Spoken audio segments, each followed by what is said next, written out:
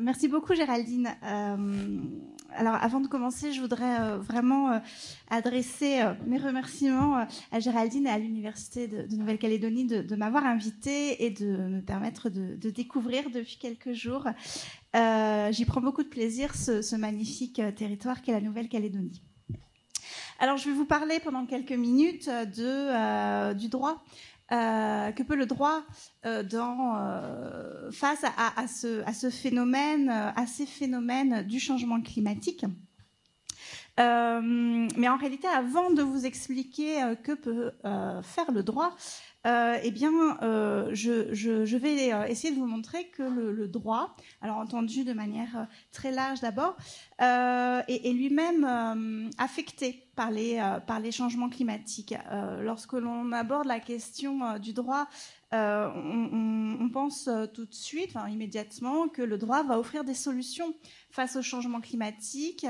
Il va aider à rationaliser les comportements, à interdire certaines activités, à développer d'autres activités qui sont plus protectrices de l'environnement, du climat. On ne pense pas que le droit subit lui-même des transformations, des bouleversements. Et c'est pourtant exactement ce qui se passe face au changement climatique. On vient de le voir avec les différentes interventions, avec les différentes vidéos. Les changements climatiques bouleversent notre écosystème, mais en vérité, ils bouleversent aussi notre legal system. Alors, pour expliquer ce propos, je vais me concentrer sur le droit international.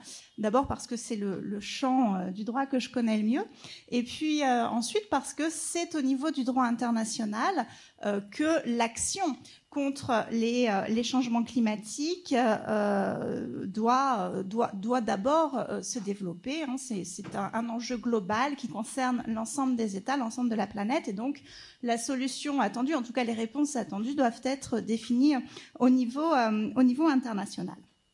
Alors, lorsque l'on regarde ce qui se passe au niveau international, il existe un ensemble de règles assez étoffées qui visent à lutter contre les changements climatiques. On vient de voir cette vidéo sur la COP 24. Alors, la COP, c'est la conférence des parties, c'est-à-dire les États qui sont partis à la Convention cadre des Nations Unies sur les changements climatiques. C'est une convention qui est assez ancienne, 1992, et tous les ans, les États partis, ils sont pratiquement 200, se réunissent pour faire le point sur ce qui a été fait, sur ce qui reste à faire. Vous le savez, en 2015, il y a eu la COP 21 à Paris, qui a donné lieu à l'accord de Paris. Il y a tout un tas d'autres ensembles d'instruments juridiques qui lient les États et qui visent à limiter les changements climatiques et à permettre la transition climatique. Mais on l'a vu aussi à travers la vidéo qui vient d'être visionnée et les propos alarmistes du secrétaire général de l'ONU. En réalité, il y a péril en la demeure, il y a urgence. Et très paradoxalement, en dépit de cette accumulation de règles internationales, eh bien, on constate aussi et surtout qu'il y a toujours une augmentation des émissions de gaz à effet de serre. Donc, manifestement, les instruments juridiques qui sont mis en place au niveau du droit international ne sont pas efficaces. Alors pourquoi ils ne sont pas efficaces ? Eh bien, c'est une lecture que je propose. Ils ne sont pas efficaces tout simplement parce qu'ils sont élaborés sur la base d'une matrice, d'un logiciel qui n'est pas du tout adapté aux enjeux des changements climatiques. Alors ce logiciel du droit international, il est hérité de la Seconde Guerre mondiale, le système juridique international tel qu'on le connaît aujourd'hui. Il est hérité de la Seconde Guerre mondiale avec des principes, des règles qui ne sont plus du tout adaptés aux enjeux qui sont les nôtres aujourd'hui. Alors, ce système juridique, il repose sur un certain nombre de principes qui sont les suivants. Le premier, le principal, qui est un dogme véritablement en droit international, c'est celui de la souveraineté des États. Les États sont souverains, ça signifie qu'ils n'ont pas d'autorité au-dessus d'eux, qu'il est impossible de contraindre les États. Et lorsque les États-Unis, par exemple, décident de se retirer de l'accord de Paris, eh bien, avec le système juridique qui est le nôtre, on n'a pas beaucoup de solutions pour forcer, en réalité on ne peut pas forcer un État à rester dans l'accord de Paris. Autre principe qui structure les relations internationales et le droit international, c'est le découpage territorial du monde. Les États ont un territoire sur lequel ils sont souverains, sur lequel ils peuvent tout faire. Le propos est peut-être un peu exagéré, mais en tout cas, le principe de base est celui-ci. Et même les espaces où il n'y a pas de souveraineté, ces espaces sont découpés. Les espaces maritimes sont découpés, par exemple, avec des zones d'influence plus ou moins approfondies des États. Or, face au changement climatique, eh bien, on se rend compte que le découpage territorial de la planète n'a absolument aucun sens.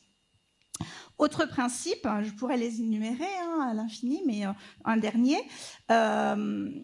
le droit international repose sur un principe d'appropriation des ressources. Les ressources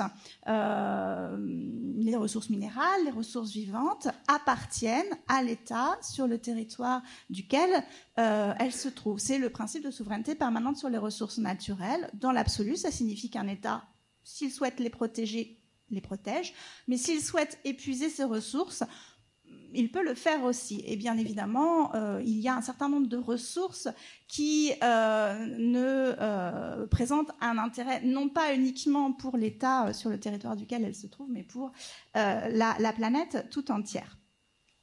Alors, face à cette matrice juridique qui est la nôtre, qui est celle qui structure les relations internationales maintenant depuis des décennies, eh bien, on se rend compte que on a assez peu de solutions face aux enjeux juridiques auxquels nous confrontent les changements climatiques. Par exemple, les migrations climatiques, les personnes qui sont déplacées alors sur le territoire de leur propre État ou qui sont obligées de fuir leur État en raison des perturbations climatiques, des terres qui deviennent impropres à toute habitation, etc. Eh bien, on ne sait pas quoi en faire en droit international. Le statut de réfugié ne peut pas leur être appliqué. On ne sait pas qui est, disons qu'il n'y a pas de règles pour identifier les États responsables de ces populations, etc., etc. La problématique des États dans le territoire, liée avec la première, celle des migrations climatiques, la problématique des États dans le territoire disparaît ou est profondément affectée, aussi ne trouve pas de solution immédiate dans le droit international. Alors, la deuxième vidéo de ce témoin de la disparition de la plage, d'une partie de la plage à Nouméa, de la plage de son enfance. Ce témoignage est extrêmement touchant et puis surtout extrêmement intéressant parce que cette personne a posé une question très intéressante. Que font les pays industrialisés, l'Europe, la France, les États-Unis pour remédier à la situation? La question est très juste. Ce sont ces États, en réalité, il y a une responsabilité commune, mais évidemment, on sait que ce sont les États industrialisés qui ont une responsabilité particulière, qui sont responsables au sens très général du terme, mais en réalité, il n'y a pas en droit international de mécanismes suffisants qui vont permettre d'aller faire rendre des comptes à ces États pour des conséquences climatiques qui se passent à des milliers de kilomètres de leur propre territoire.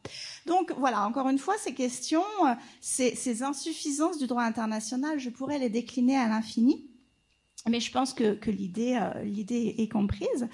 Le droit international est inapte à appréhender les enjeux humains, environnementaux, économiques des changements climatiques. Et le constat que je fais pour le droit international, en réalité, il est le même pour le droit qui s'applique au niveau national, au niveau régional. Par conséquent, avant d'envisager les solutions qui peuvent être élaborées en droit et qui peuvent accompagner la transition climatique, eh bien, il faut accepter de transformer profondément le droit, les systèmes juridiques et les principes fondateurs de la société internationale et aussi de toute société au niveau national, local, etc. Alors en réalité, cette évolution, elle est déjà amorcée. Il y a déjà des principes qui émergent en droit qui devraient permettre d'appréhender les enjeux climatiques dans leur globalité, dans toute leur complexité. Ces concepts, c'est par exemple le concept d'humanité qui trouve une certaine signification en droit international et qui, à mon sens, pourrait alors se substituer à la souveraineté. Je ne crois pas, mais en tout cas qui devrait être mise en avant dans les négociations internationales et dans les différents mécanismes qu'il faut développer. Le principe d'équité aussi, que l'on va retrouver dans un certain nombre d'instruments de protection de l'environnement, doit être davantage conforté. Le principe de responsabilité commune. Alors, c'est quelque chose de fondamental d'accepter que les États ont une responsabilité commune face à des dommages face à des catastrophes humaines, environnementales, qui se passent à des milliers de kilomètres de chez eux, mais qui néanmoins sont liées à leur propre comportement. Alors, on a en droit international un certain nombre de mécanismes qui reconnaissent la responsabilité commune, mais dans des cas très spécifiques. C'est un outil qui, à mon sens, devrait être développé, creusé pour vraiment permettre au droit international d'offrir de véritables solutions. Alors, les forces imaginantes en droit, elles sont infinies. Les juristes ont, je crois, beaucoup d'imagination. On essaie, quand on est enseignant-chercheur aussi, de stimuler les étudiants et on attend d'eux aussi qu'ils nous proposent de nouvelles choses. Donc, on peut tout faire en droit. C'est, je crois, un constat qu'on peut tous faire. Mais on ne peut rien faire en droit s'il n'y a pas une volonté politique derrière pour fixer des objectifs. Le droit, c'est un instrument, c'est un outil. Le droit ne permettra pas de définir des objectifs.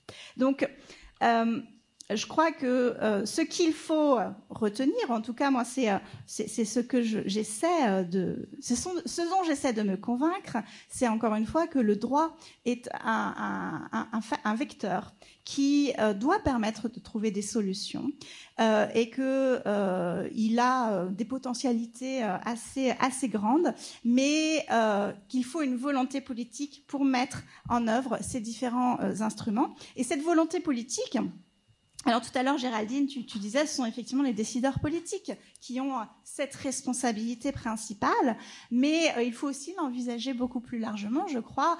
Aujourd'hui, on a un moment très intéressant avec la société civile qui se saisit véritablement de ces enjeux climatiques. Et donc, voilà, le juriste, ce sera mon mot de conclusion. Je crois beaucoup de juristes sont prêts à réfléchir aux solutions à apporter au changement climatique, mais les juristes ont aussi besoin d'un petit coup de pouce politique pour permettre vraiment de rendre ces objectifs effectifs. Donc c'est un travail solidaire qu'il faut mettre en place pour essayer d'endiguer tous ces effets dont on a eu un aperçu aujourd'hui et qui sont assez inquiétants en réalité. Je vous remercie.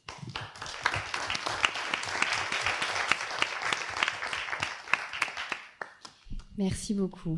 Et en tant que juriste, nous nous mettons à la disposition des programmes, des solutions qui sont proposées. C'est ce que nous faisons ce soir. Et nous allons d'ailleurs ouvrir un temps d'échange, de questions, de commentaires. Et je laisse la parole ouverte. Alors, est-ce qu'il y aurait des questions ? Moi, j'en avais une peut-être pour... je crois que c'était monsieur... Alors, je ne sais plus, pardon, si c'était monsieur Pelletier ou Dutheil qui parlait des forçages. Alors, j'ai cru comprendre ce dont il ressortait, mais je ne suis pas certaine d'avoir bien saisi la signification.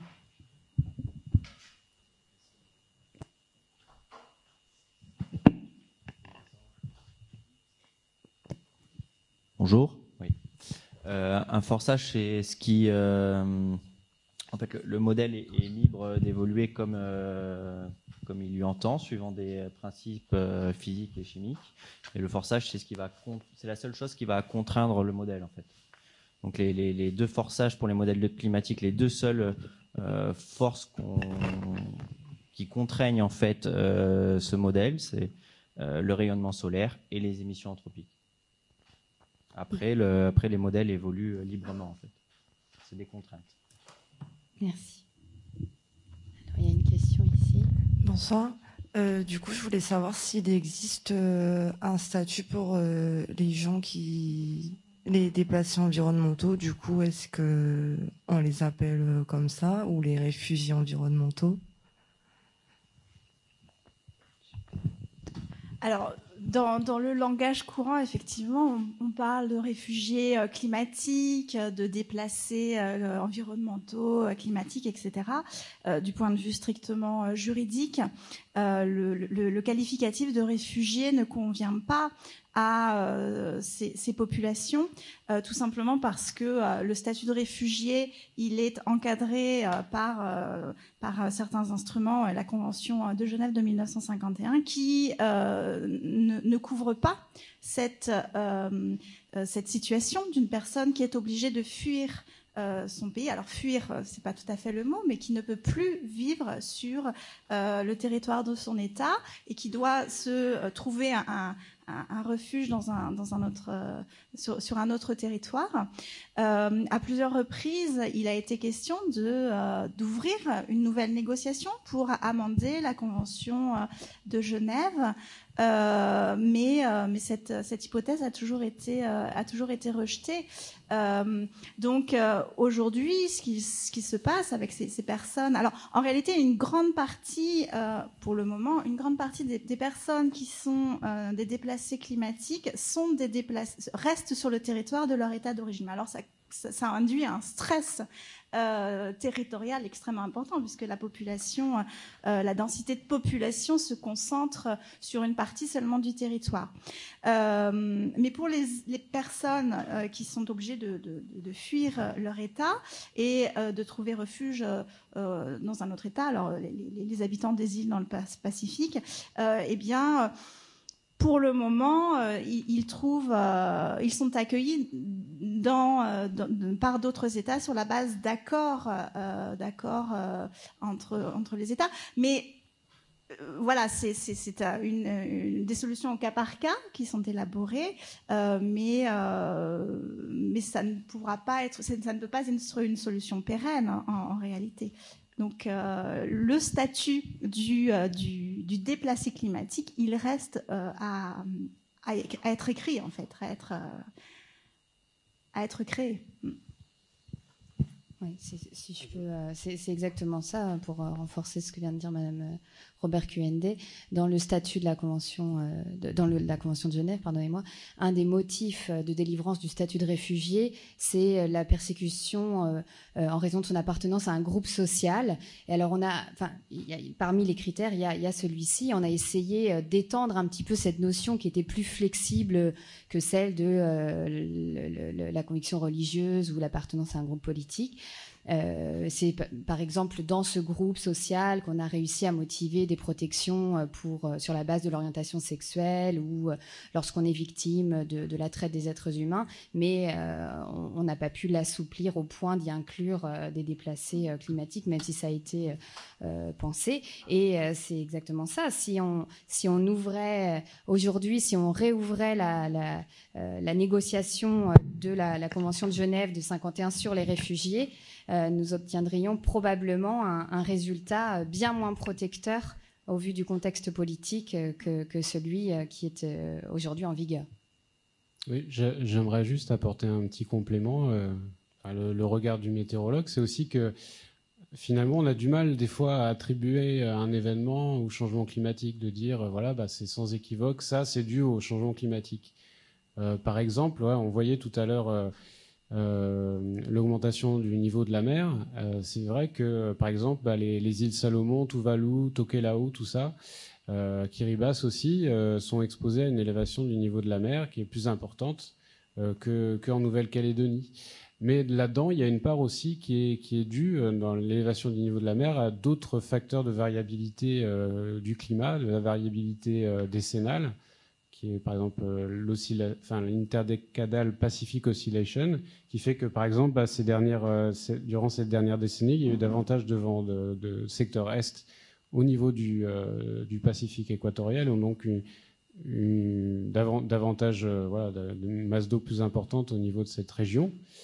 Et puis quand on entend aussi des fortes pluies, c'est vrai on verse vite dans le sensationnalisme et on va dire ça c'est dû au changement climatique. Tiens, le cyclone Pam, c'est le changement climatique. Moi j'attends toujours la publication scientifique qui étaiera ce propos. Donc effectivement il y a une augmentation de la température.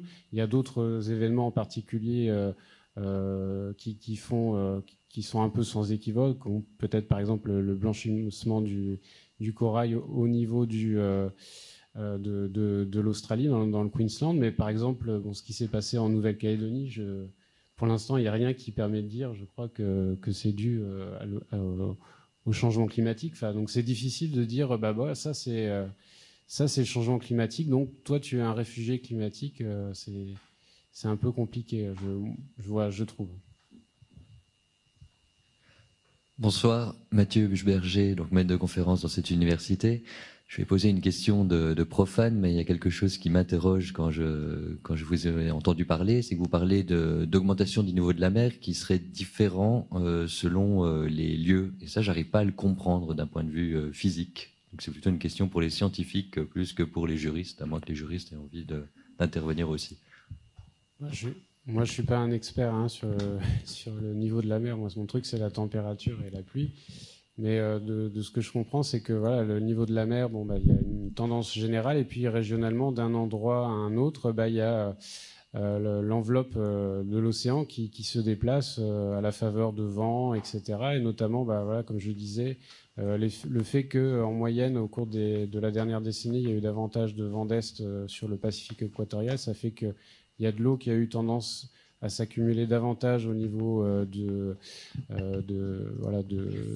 îles Salomon, de Tokelau, de Tuvalu. Ça explique en partie pourquoi il y a eu davantage d'eau ici à cet endroit-là que dans le reste du Pacifique Sud. Il y a aussi les côtes de Nouvelle-Galles du Sud qui ont été aussi bien impactées par l'augmentation du niveau de la mer, mais l'océan, c'est un fluide, c'est comme l'atmosphère, donc il y a des disparités régionales. Je ne sais pas si j'ai répondu à la question. Mais... Je vais peut-être dire une énormité, mais est-ce qu'il n'y aurait pas des côtes qui seraient plus susceptibles de faire l'objet de l'érosion que d'autres ? Est-ce que je peux me permettre peut-être de répondre à cette partie ?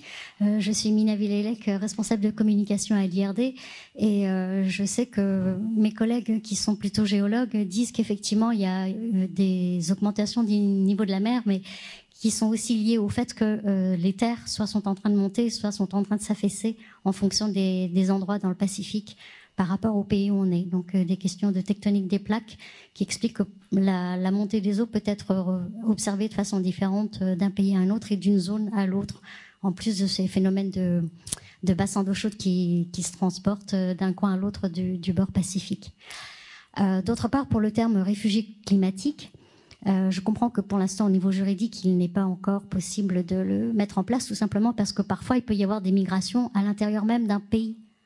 Le cas typique de tribus en Nouvelle-Calédonie qui sont obligées de remonter un peu plus dans les terres parce que leurs plages s'érodent et leurs maisons se retrouvent au bord de l'eau. Donc, dans ces cas-là, comment étiqueter, entre guillemets, ces personnes qui sont dans un même pays mais qui sont quand même amenées à bouger ? Donc, c'est vrai que c'est un problème vraiment complexe. Moi, juste en tant que habitante du monde, je suis consternée de voir que de plus en plus on accumule des conférences internationales à des grands niveaux politiques, comme les différentes COP. On en arrive bientôt à la 25 et on n'arrive toujours pas en fait à changer nos modes de consommation, nos modes de vie, et on continue de polluer. Et ça m'étonne pas qu'au niveau des élections européennes, les Verts ont eu un petit peu plus que d'habitude, 13%. Mais c'est vrai qu'on a du mal à mobiliser, et bravo pour cette conférence parce que voilà, elle était vraiment bien faite. Mais je ne sais pas s'il y a eu beaucoup de politique ce soir avec nous pour pouvoir peut-être bénéficier de ce que vous avez partagé. Ils pourront nous visionner en podcast si jamais ils n'étaient pas présents, mais je crois qu'il y en avait quelques-uns. Je vous remercie. Sur la question, je voudrais juste rebondir sur la question des déplacés et des réfugiés. Juridiquement, c'est déjà une distinction qu'on fait lorsque les migrations ont d'autres causes que le changement climatique, puisqu'il y a les déplacements de population, par exemple, même lorsqu'elle est la conséquence de phénomènes de guerre, de violences généralisées, elle s'exerce déjà en priorité à l'intérieur des frontières de l'État, et c'est en raison de ce postulat de la souveraineté qu'on distingue quand c'est en deçà et en dehors. Ça, c'est quand on reste dans le domaine du droit. Après, on peut aussi utiliser le terme de réfugié climatique en lui donnant un sens politique, militant. Bonjour. Est-ce que vous ne pensez pas que la réponse juridique au changement climatique peut se trouver au niveau national ? Il y a de plus en plus de procédures juridiques pour inaction climatique qui sont prises par les citoyens au niveau européen, au niveau français, je crois au niveau américain. Donc est-ce que c'est pas là une réponse ? Est-ce qu'on n'est pas face à une brèche juridique qui peut permettre de contraindre nos États et de les faire agir obligatoirement face au changement climatique? Ils sont obligés a priori de protéger leur population. Donc ça peut rentrer dans ce champ. Voilà. Quel regard portez-vous sur ces procédures qui, pour moi, m'apparaissent une véritable porte ouverte pour agir directement? Merci. Je laisse Sabrina répondre, mais c'est justement l'objet d'une des présentations de demain. Mais je vais quand même en dire deux mots. Je ne vais pas vous demander de revenir demain si c'est pas votre programme. Alors effectivement, et ma réponse va rejoindre votre constat sur le décalage entre les décisions politiques et les attentes aujourd'hui de la société civile, etc., etc. C'est vrai que ces procès climatiques, alors il y en a deux types qui se développent. En réalité, ils existent depuis une quinzaine d'années aux États-Unis. Ils se développent aujourd'hui en Europe, en Océanie aussi. Il y a quelques jours, des ONG australiennes ont engagé une procédure contre l'État australien devant le Comité des droits de l'homme des Nations Unies. Alors, il y a deux types de contentieux. Il y a des contentieux qui sont engagés contre des entreprises, contre l'entreprise Total, contre des entreprises minières, etc. Et des contentieux qui sont engagés contre l'État. Alors, je laisse de côté les contentieux contre les entreprises. Les procès contre l'État, ils visent à mobiliser le juge, et effectivement le juge interne, pour lui faire dire que l'État a été défaillant et qu'il est fautif d'une carence climatique. Alors, ces contentieux, ils s'accumulent. Les chances de succès, pour le moment, c'est encore assez aléatoire. On a une affaire, l'affaire Urgenda, peut-être que vous la connaissez, devant le juge néerlandais, qui a abouti en 2015 à la condamnation de l'État des Pays-Bas, au motif que la politique climatique des Pays-Bas n'était pas suffisamment ambitieuse par rapport aux engagements des Pays-Bas à protéger effectivement les droits fondamentaux, le droit à un environnement sain, etc., etc. Mais c'est une décision qui reste isolée. Aujourd'hui, il y a deux actions qui ont été engagées contre l'État français. Une par une commune du Nord de la France, la commune de Grande-Synthe, qui reproche à l'État français de ne pas avoir mis suffisamment en œuvre de mesures pour éviter l'érosion des sols et la détérioration du territoire de la commune. Et puis une autre qui a été engagée cette année aussi par 4 ONG qui plus globalement reproche à la France de ne pas en faire suffisamment pour protéger l'environnement, le climat, etc., etc. Ces procédures, elles vont rencontrer tout un tas d'obstacles. Obstacles pour que le juge se reconnaisse compétent, pour qu'il trouve le droit, pour qu'il identifie le droit applicable, etc., etc. Mais en réalité, vous avez raison, l'aboutissement de ces procédures, je dirais, c'est pas l'essentiel. Ce qui est essentiel, c'est de voir que la société civile cherche en quelque sorte des moyens détournés pour mettre l'État face à ses obligations, face à ses responsabilités. Et là, il y a un dialogue très intéressant qui se met en place entre les ONG, puisque ce sont essentiellement elles qui sont à l'origine de ces contentieux, et le juge, qui se trouve dans une situation qui peut être inconfortable parce qu'on demande au juge d'interférer en quelque sorte avec les choix politiques de l'État, mais c'est effectivement un mouvement, une tendance qui est vraiment révélatrice du fait que en fait, il y en a marre des promesses et des politiques qui ne sont pas à la hauteur des enjeux. Et donc, les ONG, la société civile plus généralement, mobilisent des leviers juridiques pour forcer les États à agir. Donc on est là à un moment juridique assez intéressant. Les chances de succès de ce contentieux, encore une fois, sont très aléatoires, mais c'est pas forcément ce qui importe. La solution, c'est vraiment de voir qu'il y a une lame de fond là. Ces contentieux, il y en a des centaines et des centaines de par le monde qui se développent, et on n'en est qu'au début. Donc effectivement, là, vous avez mis le doigt sur un phénomène assez intéressant, un phénomène juridique assez intéressant. Oui. Merci. On me rappelle à juste titre les obligations de temps que nous avons prises. Et voilà, on va prendre du coup une dernière question. Merci. En fait, j'en avais plusieurs. Christophe Chevillon, je conduis le projet Héritage des océans pour l'ONG Pew et la Fondation Bertarelli. J'avais des questions surtout sur le changement climatique, et j'ai apprécié la modération d'Alexandre Pelletier. Je ne suis pas climato-sceptique et j'apprécierais qu'effectivement on respire une atmosphère un peu plus sain, donc moins de gaz à effet de serre notamment. Mais j'ai des questions sur les mesures. On parle de hausse des températures, etc. On est sur quelques degrés, voire des dixièmes de degrés. J'ai une question sur la précision des instruments, c'est-à-dire est-ce que la précision des instruments permet vraiment de détecter ces variations, ces augmentations? Est-ce que vous avez des méthodes pour lisser justement ces différences entre différents instruments qui ne seraient pas étalonnés et qui pourraient afficher des différences de mesure supérieures aux tendances observées? Enfin, tout ce genre de questions plutôt sur comment on appelle ça, la métronomie, je crois, hein, c'est-à-dire sur les instruments. De la même façon, par exemple, on a mesuré la température de la mer à Lansvata depuis des décennies. Il y a eu des changements de thermomètre, etc. Est-ce que tout ça, ça a été pris en compte, et est-ce qu'on est sûr que ces tendances, en fait, elles sont bien réelles? Alors oui, très bonne question. En fait,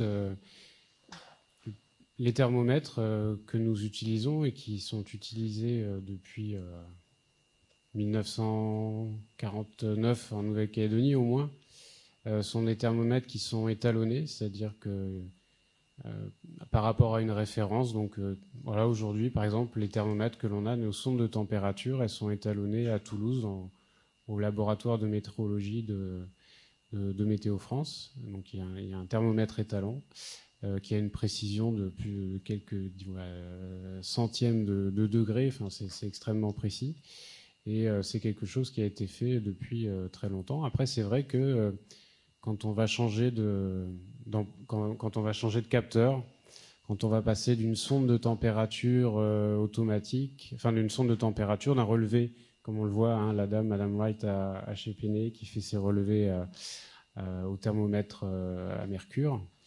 Et quand on va passer un thermomètre, une sonde de température électronique, il va y avoir un petit biais. De la même façon, quand on change les abris météo, les choses comme ça, quand on déplace, par exemple, voilà, j'ai un exemple en tête, c'est à Tontouta. Un jour, on a découvert qu'ils avaient ajouté, on s'était rendu compte d'un changement dans la température.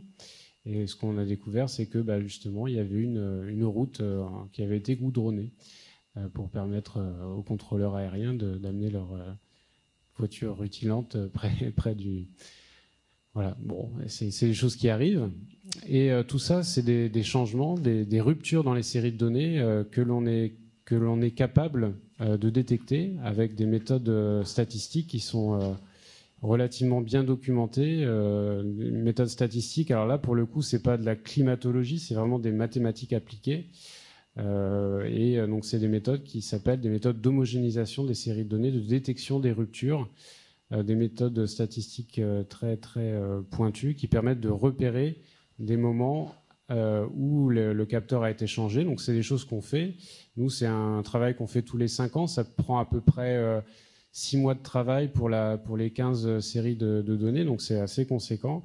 Ça mobilise une personne vraiment à temps plein pendant 6 mois. Et donc, c'est un travail que l'on fait. Et généralement, donc on est assez satisfait du résultat, puisque finalement, on a des températures, une élévation des températures, et dedans, on a réussi à gommer tous les effets liés au changement de capteur, au changement d'environnement. Et puis après, on a aussi des endroits en Nouvelle-Calédonie où les environnements ont très peu changé. Par exemple, l'aérodrome de Magenta, il y a eu très peu de changements à l'aérodrome de Magenta depuis 1965, et donc on est assez confiant sur le résultat, et donc on a une température, une augmentation qui est homogène et qui est fiable, voilà, qui est de 1,3 degré. Et c'est sûr que si on n'avait pas fait tout ce contrôle d'homogénéité, ce contrôle qualité, on aurait des différences entre les stations, mais là, sur les 15 stations de référence, on n'a pas de différence, on a une augmentation des températures. Okay, merci. Bien.